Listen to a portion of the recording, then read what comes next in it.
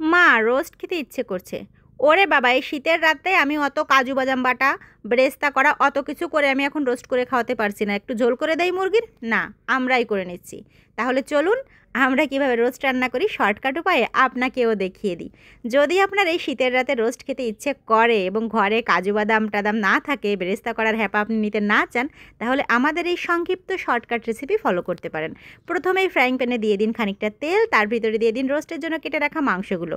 ভালো করে এপিট ওপিট করে ভেজে নেবেন হালকা আছে, যাতে করে মাংসটার উপরে একটা আস্তরণ পড়ে যায়। ব্যাস, মাংস নামিয়ে নিলাম। এইবার ওই কড়াইতে দিয়ে দিলাম গ্রেট করে রাখা পেঁয়াজ, রসুন, আদা, জিরা এবং গরম মশলা। হ্যাঁ, আমরা বাটাবাটি ঝামেলাতে যেতে চাইনি, যেহেতু শর্টকাট এবং সংক্ষিপ্ত উপায় করছি, তাই আমরা বাটাবাটিতে যাইনি, জাস্ট গ্রেটারে করে গ্রেট করে নিয়েছি উপকরণগুলো। এবার এগুলো ভালো করে ভাজতে হবে। এইদিকে একটা মশলা রেডি করতে হবে। রোস্ট যেহেতু হচ্ছে, রোস্টের মশলা তো লাগবেই। তো আমরা তার আগে দেখে নিই মাংসগুলোর কী অবস্থা। এই যে এরকম করে ভেজে আমরা নামিয়ে রেখেছিলাম।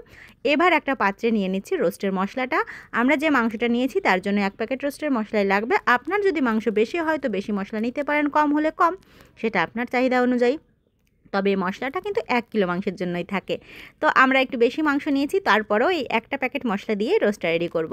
এবার এর ভিতরে দিয়ে দিতে হবে টক দই। ইস রে, টক দই তো ছিল না ঘরে, কী আর করব, মিষ্টি দই দিয়ে কাজ চালিয়ে নিলাম, যা হয় আর কি দুর্মূল্যের বাজারে। টক দই না থাকলেও সমস্যা নেই, আপনিও আমাদের মতো মিষ্টি দই দিয়ে কাজ সেরে নিতে পারেন।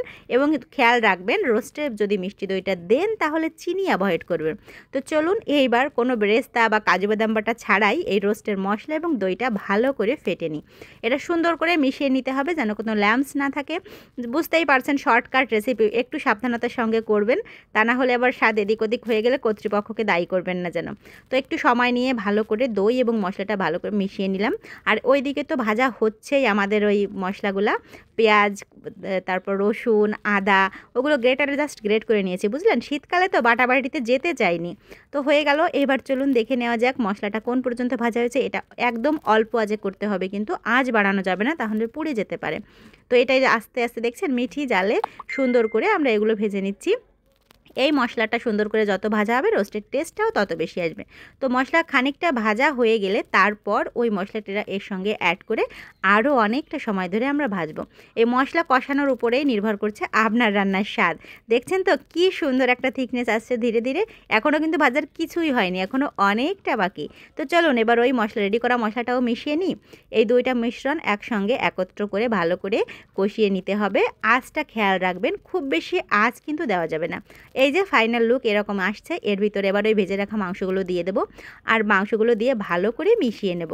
এটাও খানিকটা সময় ধরে ভাজতে হবে, ভালো করে মিশাতে হবে, মশলাটা যেন মাংসের ভিতরে ঢুকে যায় ঠিকভাবে।